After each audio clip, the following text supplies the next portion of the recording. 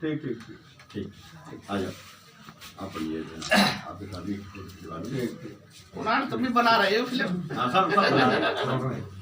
हाँ जी ठीक नहीं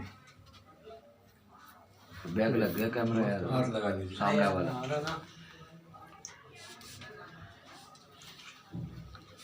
ये कुणाल मेरा नाम ये ये देख रहा हूँ।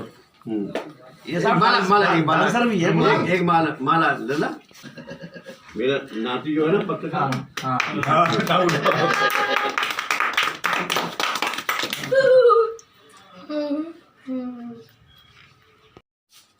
सर आप जनपद कासगंज में आए हैं, आपका भव्य स्वागत भी हुआ है, तो मैं आगे जानना चाहूँगा आपके विषय में थोड़ा। और आप फिल्म इंडस्ट्री से भी ताल्लुकात रखते हैं, जी तो कई फिल्मों में आपने कार्य भी किया है, जी तो आप बताएं थोड़ा। शुक्रिया। पहले तो आपके सभी दर्शकों को मेरा प्यार भरा नमस्कार, आदाब, सत श्री अकाल। जैसा कि आप सब जानते हैं, मेरे क्षेत्रवासी हैं, मैं एटा में जन्मा हूँ, महारारा में पढ़ा लिखा हूँ और एटा का ही हिस्सा है ये कासगंज, जी। और इसी मिट्टी से मैं बड़ा हुआ हूँ।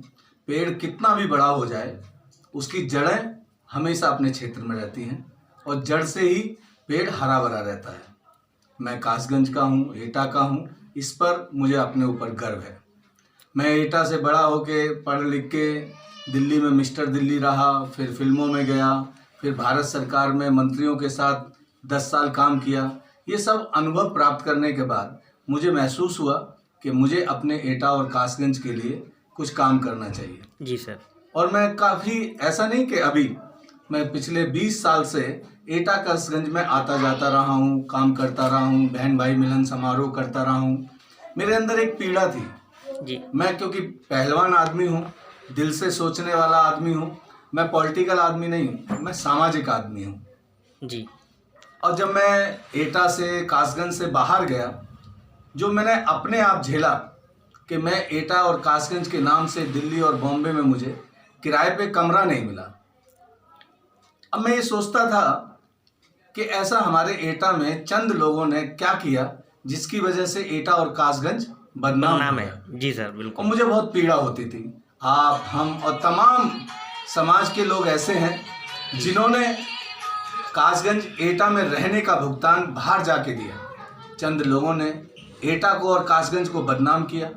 अब मैं ये सोचता हूँ कि अगर चंद लोग एटा को और कासगंज को बदनाम कर सकते हैं, तो हम चंद युवा लोग मिलकर एटा के लिए ऐसा काम करें कि बाहर से आने वाला आदमी कहे कि सबसे ज़्यादा अगर उत्तर प्रदेश और देश में सुरक्षित जगह है तो वो कासगंज और एटा है। मैंने तमाम नेताओं से बात की थी जब मैं भारत सरकार में मंत्रियों के साथ काम करता था, और वो मेरे पास काम कराने आते थे, तो मैं ये कहता था, उनसे निवेदन करता था कि आप अगर एटा के लिए कुछ अच्छा कार्य करें तो हम एटा को अच्छा एक संदेश दे सकते हैं एटा के माध्यम से, और कासगंज के माध्यम से हम पूरे देश में एक अच्छा मैसेज दे सकते हैं। तो मुझे थोड़ा और जानना चाहता हूँ जी कि आपने अब तक कितनी फिल्में की हैं, जी कुछ तो बताएंगे सर आप इस बारे में। और आपने एपिसोड भी किए हैं कुछ, जी जैसे शक्तिमान, जी। सावधान इंडिया। अच्छा, आपकी सर पहली फिल्म कौन सी थी? पहली फिल्म मेरी थी अर्जुन पंडित। सन्नी देओल और जूही चावला उसमें हीरोइन जी। थी, सन्नी देओल उसमें हीरो थे। उसमें मेरा एक छोटा सा कैरेक्टर था, शरारती स्टूडेंट का। कॉलेज में शरारती स्टूडेंट का मैंने एक कैरेक्टर प्ले किया था, बहुत फेमस हुआ। जी सर। तो वहाँ से मेरा फिल्मी कैरियर स्टार्ट हो गया था। जी। करते करते अर्जुन पंडित, फर्ज, माँ तुझे सलाम, किस्मत, जल्लाद, इंडियन, तमाम फिल्मों में काम करने का मौका मिला और बहुत अच्छा अनुभव रहा। साथ के साथ सच्ची घटनाओं पर आधारित सीरियल आता है सावधान इंडिया, जी सर। उसमें भी मैंने कई एपिसोडों में इंस्पेक्टर की भूमिका निभाई। जी। इसके बाद सर थोड़ा ये जानना चाहूँगा मैं आपसे कि आपने यहाँ आने के बाद अपने जनपद में, अपने क्षेत्र में, तो आपका ऐसा क्या रुचि, आपकी क्या रुचि हुई कि आप मतलब थोड़ा फिल्म लाइन से और आप मतलब नेतागिरी में पॉलिटिक्स में क्यों आ गए? जी सर। मैं आपको बताऊं, मैं पॉलिटिक्स में आज भी नहीं हूं। मैं पॉलिटिक्स को एक माध्यम मानता हूं समाज सेवा करने का। जी बिल्कुल ठीक है, और जिन लोगों ने नेता शब्द को अपमानित किया, जी सर। बिल्कुल ठीक है।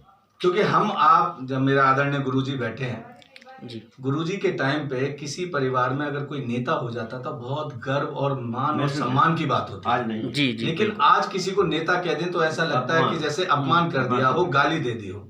तो इस कुर्ते का अपमान चंद नेताओं ने बदनाम किया है और हम सबका ये फर्ज है कि इस कुर्ते का वापस वही सम्मान दिलाने के लिए हम सबको एकजुट होकर स्वच्छ राजनीति करें, समाज को आगे बढ़ाने की राजनीति करें। इसी उद्देश्य से मैं समाजवादी पार्टी में आदरणीय अखिलेश यादव जी के आदेश पर, आदरणीय सलीम शेरवानी जी के आदेश पर कासगंज में समाज सेवा के लिए आया हूँ और मैं समाज सेवा करके दिखाऊंगा। क्योंकि दो तरीके होते हैं संजय भाई, जी सर। पैसा कमाने के भी, जो मैंने अपने जीवन में गुरुजी से सीखा है कि आप एक तरफ स्कूल खोलिए, यूनिवर्सिटी खोलिए, बिल्कुल उसमें भी बहुत पैसा है। बिल्कुल आप बिल्डर का काम करिए, फ्लैट बनाइए, उसमें भी बहुत पैसा है।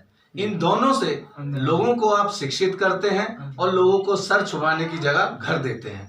दूसरी तरफ आप देखिए, लोग शराब बनाते हैं, जी बीड़ी सिगरेट के कारखाने खोलते हैं, बिल्कुल। पैसा उसमें भी कम नहीं है, बहुत पैसा है। सोच आपकी डिपेंड करती है आपको किस माध्यम से पैसा कमाना है। दूसरा, मैं आपको जो बहन भाई का उदाहरण दे रहा था, मैंने अपने क्षेत्र में मारेरा में, जहाँ मैं पढ़ा लिखा बड़ा हुआ, मैंने वहाँ बहन भाई मिलन समारोह किया। क्यों किया? क्योंकि जो मेरी पीड़ा थी, एटा कासगंज को जब नाम लेते हैं, बाहर जाते हैं तो लोग ऊपर से नीचे तक देखते हैं। तो मेरे मन में एक इच्छा जागी कि ऐसा कुछ कार्य करूं जिससे लोग मान सम्मान और इज्जत से एटा और कासगंज को देखें। हमने आपने तमाम पॉलिटिकल पार्टियों को देखा कि उन्होंने अगड़ा पिछड़ा सम्मेलन किया, हिंदू मुस्लिम सम्मेलन किया, तमाम ऐसे सम्मेलन किए जिससे उन्हें पॉलिटिकल फायदा पहुंचे। लेकिन हमने कभी भी ये नहीं सोचा जो 50% आबादी है महिलाओं की, उनको सम्मान देने का कार्य नहीं किया। इसलिए मैंने बहन भाई मिलन समारोह किया, 1000 बहनों से हर साल राखी बंधवाने का कार्य किया जिससे बहन सुरक्षित रहें। और ऐसी बहनों को जो बेचारी गरीब हैं, शोषित हैं, वंचित हैं, मजदूर की बेटी हैं, उनको मैंने लोधी राकेश राजपूत की भाई का बहन बनाया और उनको ये सम्मान दिलाया कि किसी ने मेरी बहन की तरफ आंख उठा के देखी तो उसकी आंख फोड़ दूंगा मैं। ये जब एटा और कासगंज की बहनें सुरक्षित रहेंगी तो एटा अपने आप में मान सम्मान और सुरक्षित महसूस करेगा और बहुत ही गर्व महसूस करेगा कि उत्तर प्रदेश में अगर कोई एटा कासगंज जिला ऐसा है जहां बहन बेटियां सुरक्षित हैं। सर, मैं अब आखिरी विराम दूंगा अपनी बात के लिए और मैं आपसे केवल लास्ट में यही पूछूंगा कि आप हमारे चैनल के माध्यम से जनता को क्या मैसेज देना चाहेंगे? मैं आपके चैनल के सभी दर्शकों को सबसे पहले तो जैसा आप जानते हैं दिवाली आ रही है, दिवाली की बहुत बहुत शुभकामनाएं, भैया दूज की बहुत बहुत शुभकामनाएं। और साथ के साथ आप अपना भी ध्यान रखिए, सरकार के भरोसे बिल्कुल मत रहिए, क्योंकि आपने पीछे देखा कोरोना महामारी में कितने लोग बीमार हुए, कितने लोगों की जान गई। गंगा सफाई के नाम पे आपने देखा उसमें कितनी हत्याएं, कितनी शव बहाए गए। एक तरफ हम डॉक्टरों की दुकानों पे देखते थे दवाई की, वेंटिलेटर की, ऑक्सीजन की, दवाइयों की इतनी किल्लत थी कि यहाँ एमपी एमएलए को भी बेड की नहीं सुविधा मिल रही थी। तो आम आदमी की क्या हालत होगी। ये लोग क्या करते हैं, ये केवल अंधविश्वास को फैलाते हैं। थाली बजाओ, ताली बजाओ, घंटा बजाओ, क्या इससे बीमारी भागेगी? No sir. एक तरफ आप digital, stand up India, startup India, make in India, ये झूठे नारे देते हैं। सबका विकास, सबका साथ, ये झूठे नारे देते हैं। एक लाइन में मैं कहना चाहता हूं आपके दर्शकों को जी, बीजेपी का मतलब है झूठ।